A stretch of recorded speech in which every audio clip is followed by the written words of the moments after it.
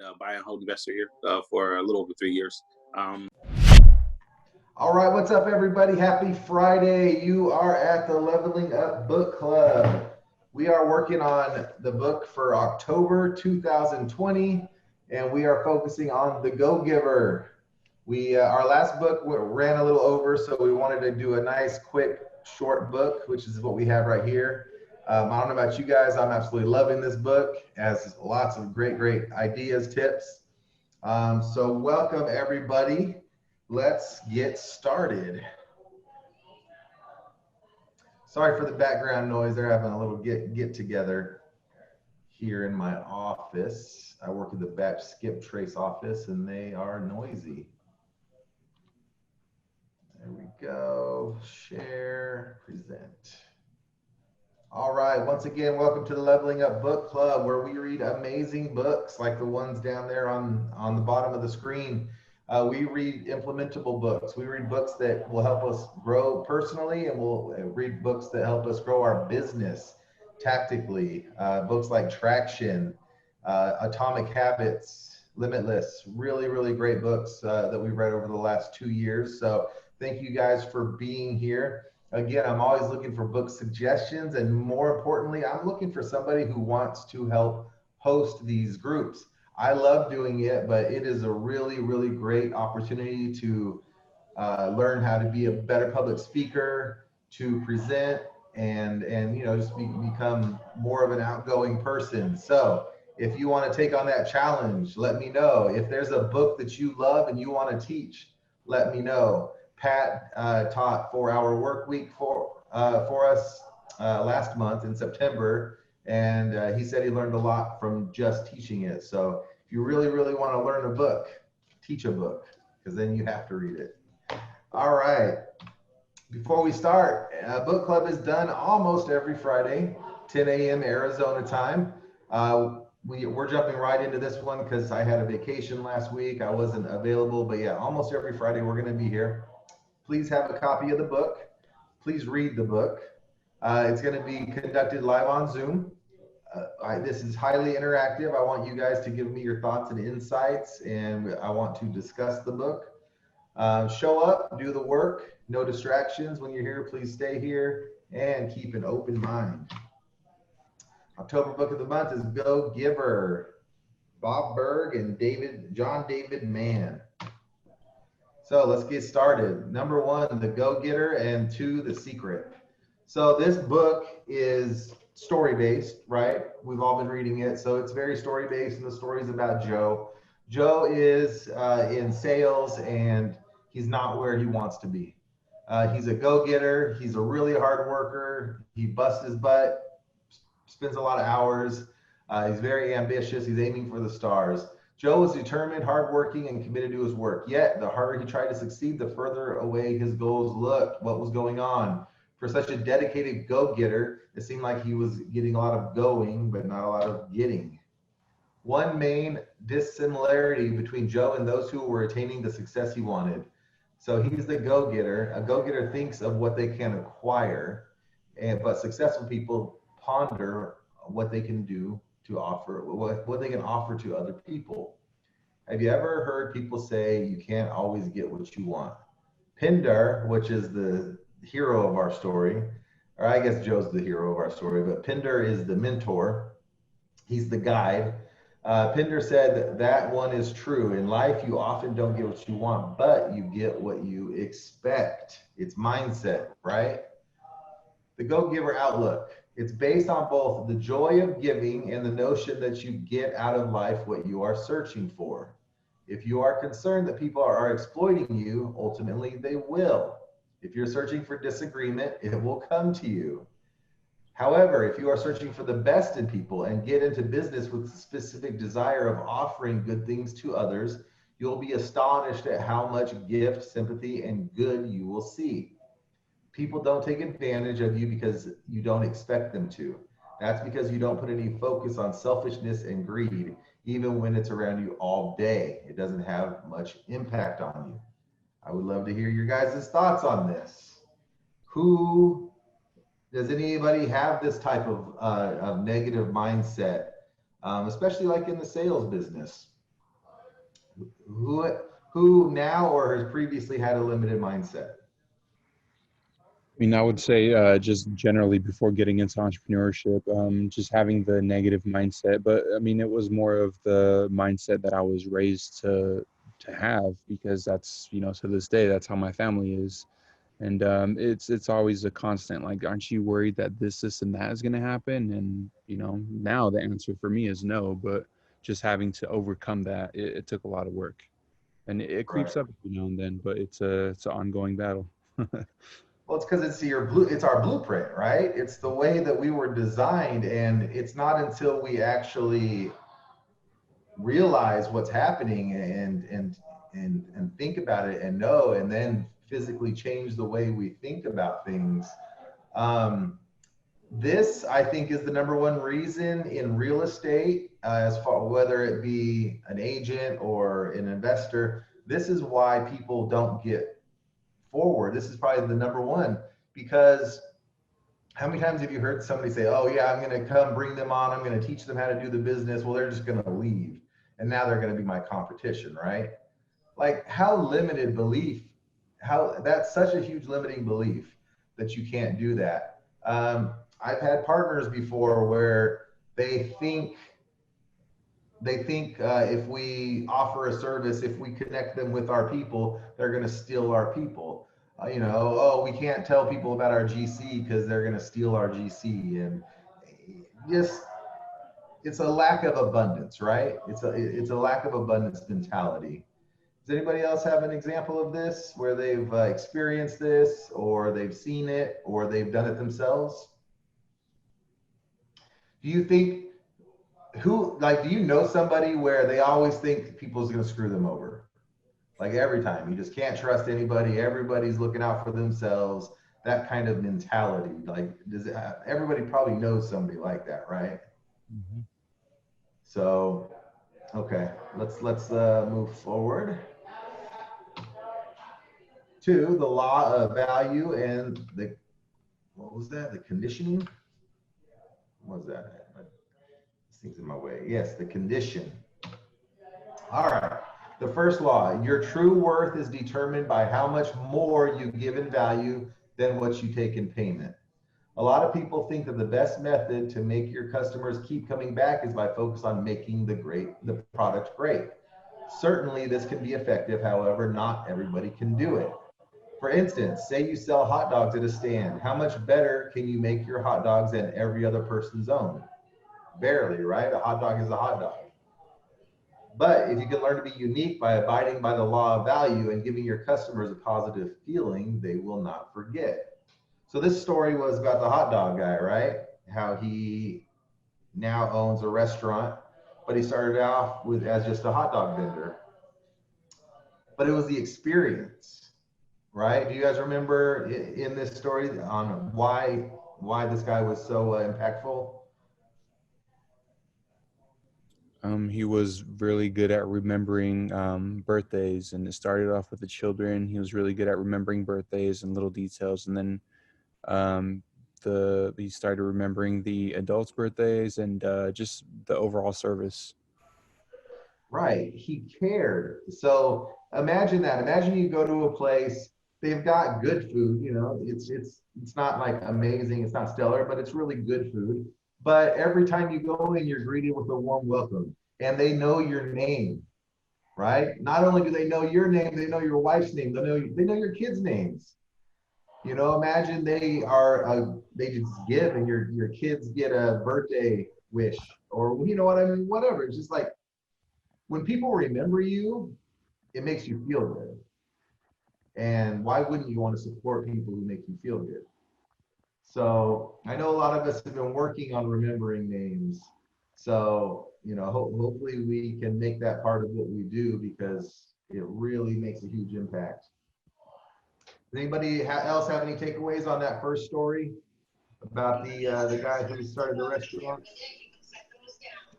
That's definitely a good concept to have. It just sometimes it's a little hard. I remember I tried to do that when I worked in retail, and I would maybe get the first letter of their name right, but maybe the name was a little off, like Omar, and it might have been Oscar. I'm like, sometimes I just lie. If I'm not too sure, I just zip it Right. and greet them. But yeah, I definitely made that attempt to make that a more personable experience.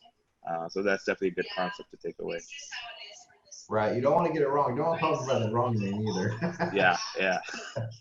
But so that's a great point, Angel. So that's where you would probably want to say, hey, now how do you pronounce your name? How do you say your name? But yeah, because you've always heard the person, they're like trying to read the person's name and absolutely butchering it. It's like, you know, that's just a lose-lose situation right there. So Yeah. anybody else have any experience with this about greater customer service? About, you know, why do you go to one place over another? Is it just for the food, or is it because of the experience? Anybody have any examples on that? Okay, no worries, no worries. Let's screen share again and move forward. Okay.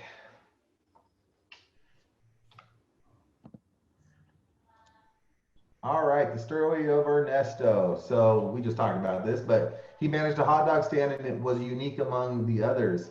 He made sure his customer had the best possible experience. So how did he do it? He didn't forget their names, the birthdays of their kids, what was happening in their lives, their favorite order. That was Starbucks' big thing back in the day. Back when they were doing a hockey stick launch and they were just going through the roof, you would go to a Starbucks and they would know your drink. I think that's huge. I go to a coffee shop, a non-Starbucks right down the road, and I go there almost every day, and I order the same thing every day. But they never say large latte, right? They never do that. They're not going kind of the extra mile. In a word, he made all of his customers feel special. Ernesto's extra effort yielded good results. His business succeeded, and he proceeded to be the owner of half a dozen full-service restaurants. So he used his relationships to grow into other businesses, and then he got into real estate. So we know Ernesto's smart.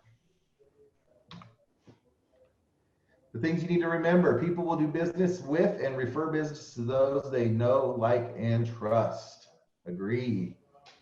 The more successful they are, the more willing they are to share their secrets. That's another negative mindset, right? That Joe had. Joe is like, why would they want to help me? Well, that's why they're successful, is because they want to help people. They want to help people grow. Because again, that is an abundance mentality. Because Pinar, whatever his name is, he wasn't worried. He's not worried about Joe taking any of his business or intruding on taking what he knows and growing with it. Like, that's what he wants. He wants him to take what he knows and grow it. Not, it's just like, oh, it's my own little secret, right? The world treats you more or less the way you expect to be treated. You guys agree with that? Mm-hmm. If you think you're going to get crapped on, you're going to get crapped on, right? But if you expect people to be honest with you, then more often than not, they will be. The point is not to have them pay you more. It is to give them more. You give, give, give. Why? Because you love to. It's not a strategy. It's a way of life. And when you do, then very, very profitable things begin to happen. Ernesto's story shows that when you offer positive things to people, you begin to get positive things back. Although a customer's experience with you may just be a little part of the day, it can be extremely valuable. So Joe is trying to get some accounts, and so he's got a bunch of feelers out. And at the end of this, he has to participate in this. That's part of the deal. And what does he do? He takes the call, and he's expecting the guy to give him bad news. And so, of course, he gets bad news, and he was going on, just like typically, and just taking the L and feeling bad for himself. And then he said, okay, what can I do to make this a more positive experience for my client? And he gave a referral to somebody who was better suited for what this particular client needed. And think about that. Think about that, guys. Think about telling somebody no You know, you're trying to get their business and they know you're not the right fit. You know you're not the right fit.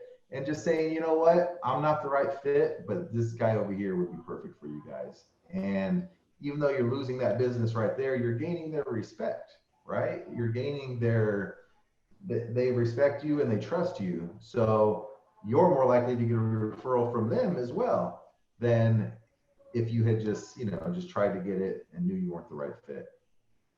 Does anybody have any examples of this that they've experienced in their lives? About getting more? I have experienced this, or my takeaway on this is when I started working from home, started freelancing. The goal in mind that I had before is always thinking, how much would I earn from this? Always thinking, how much would I get? That's why I ended up hopping from one client to another. So, but I realized it's not working for me, because if that's the main goal that I have in mind, my client will not see my value. So I ended up changing my perspective and mindset, that instead of always thinking, how much would I get from this, focus on giving more. I'll help my client to grow their business, and eventually my client will see my value on how I have helped the business, and will reward me reward me from it. So that's how it's changing that mindset to be a giver and being a helper, instead of always thinking on the top of my head, how much will I get from it, helped me a lot on how could I be able to gain trust from clients and all that. Awesome. Thank you for sharing. Those are great points. So Eve works on our management team, and that is something that we're trying to create as a culture. It doesn't come naturally, but we want to be a company that our tenants say, yeah, they're great, right? They're fantastic. We want to know our clients' birthdays. You know, we want to send them a birthday card, let them know that we care about them. We try to do fun things to boost the morale of the community. You know, we do giveaways, and but again, it's not natural, so we have to kind of put it into, you have to, like Joe, in Joe's story, Joe had to actually think, oh yeah, you know what, let me do something extra. So we need to incorporate that into the way our business runs. And as business owners, that's kind of the great thing about starting a business, is it's not exactly the way that you always may do things, but it's the way that you want things to be done. So while I may not, as a solopreneur, have enough time and energy to go the extra mile every time, you can, when you're bringing people on, you can make that a part of the process.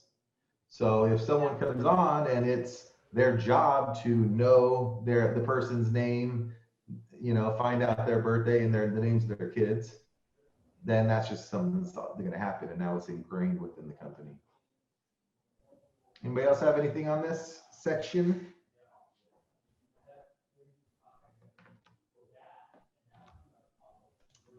All right. All right, 5, 6, and 7, the law of compensation, serving coffee, and Rachel. Your success rests on the number of lives you touch with the things you do. How can you tell if a business will be successful? Number 1, the law of compensation. It is how many people are touched by your business shows how successful it can be. The story of Nicole Martin. She was a previous grade school teacher who created a set of games that inspired kids to be curious and creative. She's currently the CEO of the learning system for children's software company, which in which the value has more than $200 million. What is the cause of her success?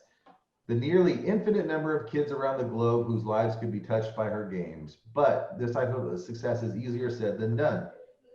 Who can you serve people with your business? You'll have to first support of others. Huh? That doesn't make sense. How can you persuade people to support your notions before you have had any success?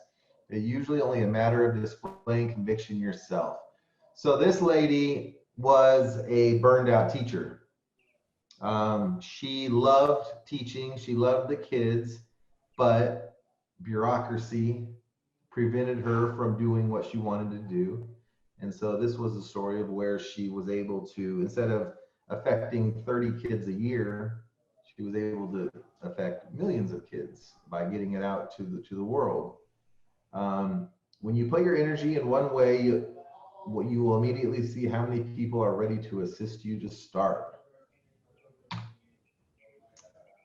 So, anybody have any examples of this where on the law of compensation, how many people are touched by your business shows how successful it can become?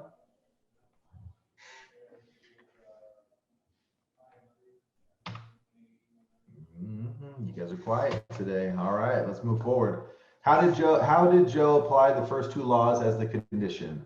The law of value, he first gave a good lead and threw some good business to a competitor. The law of compensation, he served his colleagues. Yeah, right. Remember in the story, he didn't know what to do. He didn't know how he could offer more and just help more and be helpful. And so he served all of his people this coffee that the lady had given him. She gave him some coffee beans. And he didn't even know why he didn't know, you know, what he was going to do with it, but he just wanted to serve, and he did. Sometimes you feel foolish, even look foolish, but you do the thing anyways. Your compensation is directly proportional to how many lives you touch. That's a big one in the business world, right? I'm sure a lot of you guys have heard this mantra. You know, the amount of compensation you're going to get, how many people's lives are you touching? How many clients are you working with? Everybody can be successful because anybody can give. Anybody have any comments on this? The law of compensation or the law of value? So when I became a real estate agent, I was very, very shy, very, you know, not a go-getter per se. I don't even really know why I thought I would be good in sales. I just hated what I was doing. And so, you know, I was taking sales classes, but then I got to a point where I realized, you know what? I'm never going to be successful if I don't sell houses to people I don't know. Because at that point, I was only selling to people I knew. You know, my first sale was my aunt. I sold her a condo, and this person and that person. And eventually you have to get to a place where you're serving people that you don't know personally, people that are outside of your sphere. So going out, giving them a great service, and it'll grow that way. 3 universal reasons for working: to survive, to save, and to serve. So most people are just looking to survive. You're just meeting your basic needs. You're just getting a job. You don't care about it. You just need to pay your bills. Next, you know, the next group of people, they're just looking to save. They're looking to, they want to go beyond their basic needs. They want to expand their life. They're thinking about their future. They want to do extra things. Maybe they want to go on vacation. They want to have nice things. And so those people begin to save. But then those who serve, make a contribution to the world around you, those are the people that have the real success in life. Unfortunately, most people spend their entire lives focused on the first one. We've all got those people in our lives, right? They don't think past today. They don't think past, you know, what's going on tonight. They don't think about tomorrow. They don't think about next month. It's just not in their brain. A smaller number are focused on the second, you know, getting into that savings, but very rare few are truly successful, not just financially, but genuinely successful in all aspects of their lives.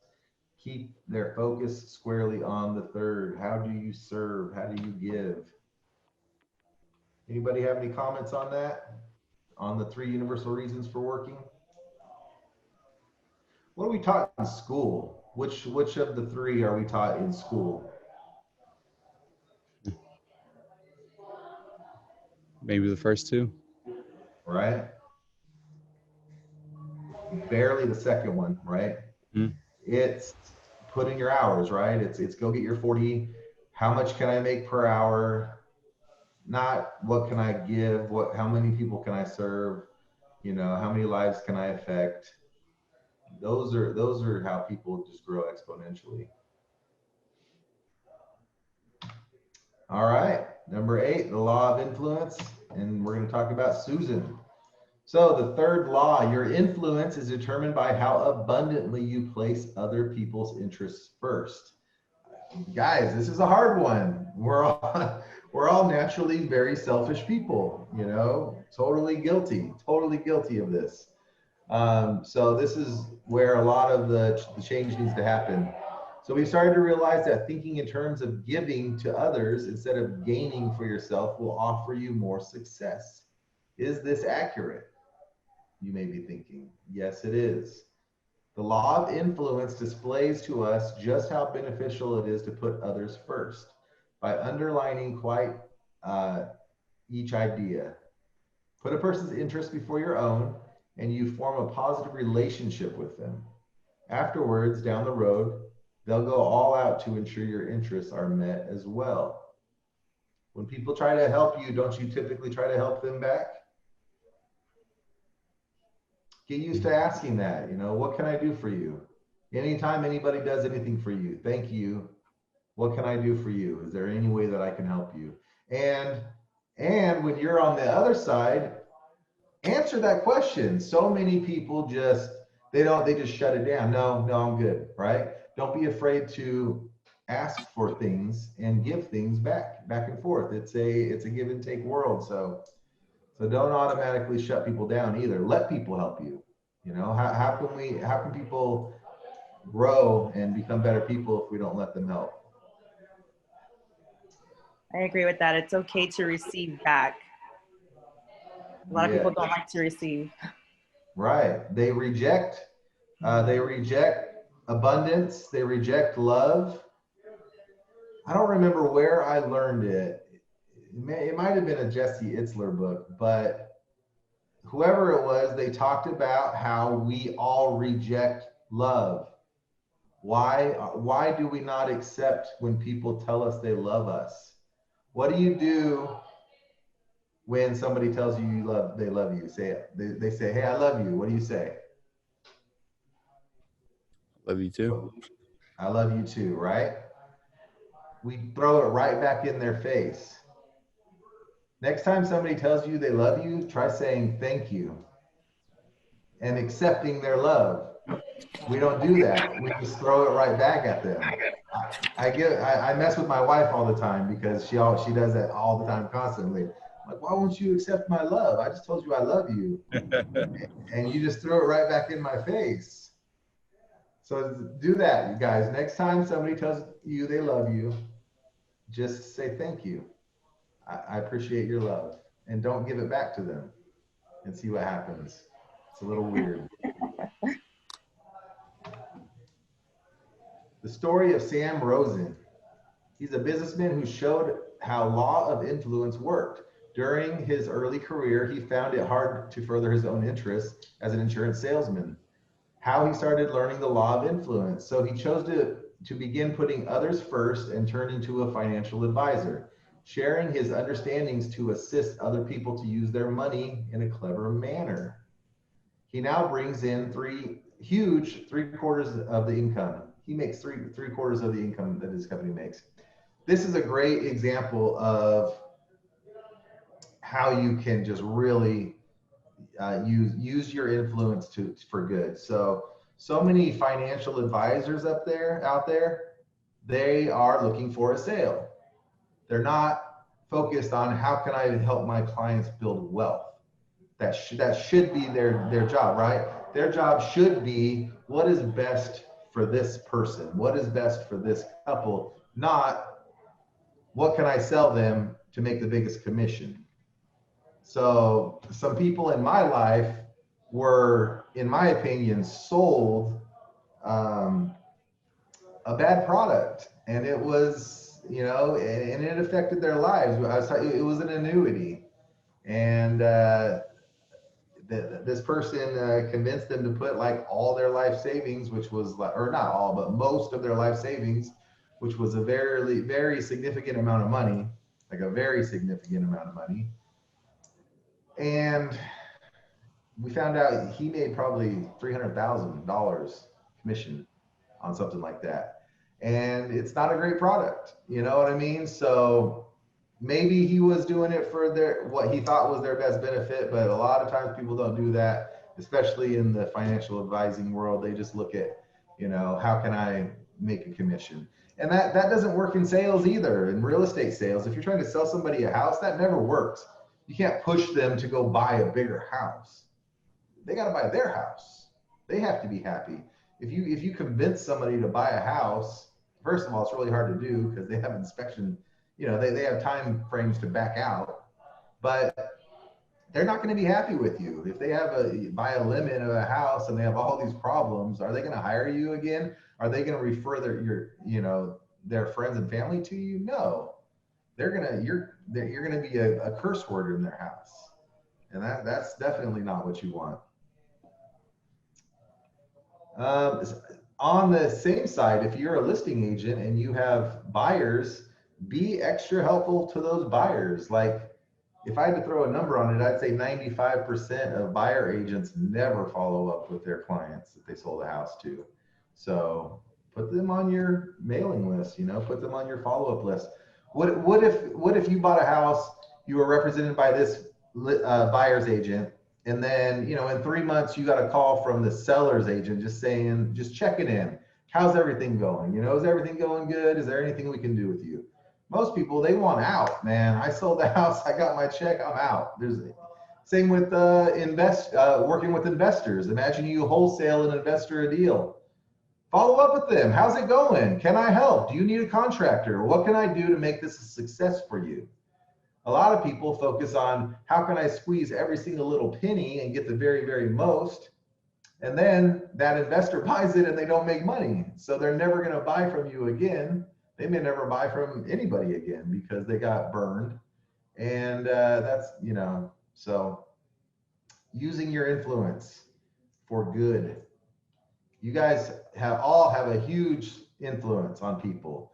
Facebook and social media makes that influence even bigger. So we all have a lot of eyeballs looking at us. So you want to be positively influential. Anybody have anything on that, or do you want to move forward? Hey, I mean, I was looking for a car right now, and some of the car places are just, it's unreal how we deal with them. And it's a similar situation. Some of them are just running people through the mill, per se, and other, you know, I bought like how many cars in the last 10 years, and if I had actually had someone providing value, I probably would have bought like 5 cars from, you know, the same person. But once you buy the car, you're gone, and we're just like, hey, I got paid, and forget it. But if that person would have stayed in touch with me over the years, I would have probably bought like 5 cars from one person, you know? Right. Yeah, I mean, people buy cars every 2 to 3 years typically, right? So that's a great example. So in my family, the other side, my cousins, they had this guy Dino. He owned this lot over in Tempe. This is like in the 80s, 90s, and he was their guy. They bought every car from this guy. They would find out what kind of car they wanted, and he would go find it for them. And he sold them probably a dozen cars. I don't know what happened, if they still have that relationship or not, because I don't talk to them much anymore. But like that guy, by creating great service, you know what I mean? He was a friend. He was friendly. He knew everybody. He treated them right. He got them great deals on cars. Our mechanic that we use, I never think about, whenever something happens with one of our cars, I never think about where it's going to go. We're going to go to this place in Mesa because several years ago, when I didn't have much money, I took them to this place, and they were totally honest with me, completely honest. And they're not the cheapest place around, but I know that they're not going to lie to me. They're only gonna, if it doesn't need to be fixed, they're not gonna fix it. So, you know, they always have gone above and beyond, and they treat you really well. They always take you for a drive. You know, they do all the little things that keep you coming back. Like, I don't have to think about a mechanic. If something happens, I have a mechanic. I have a guy. I'm not gonna go shop around because I know this guy's gonna treat me right.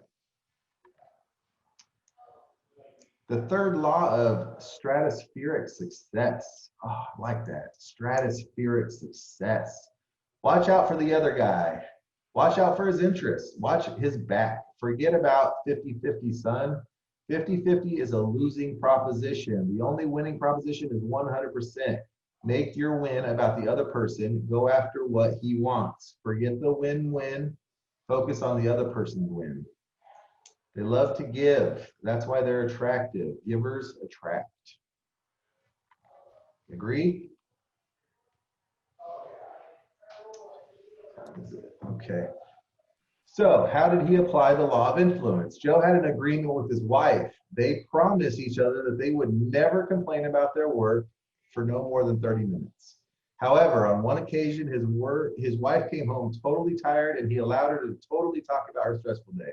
The following day, he saw a note from her that was thanking him for listening, which made him glad.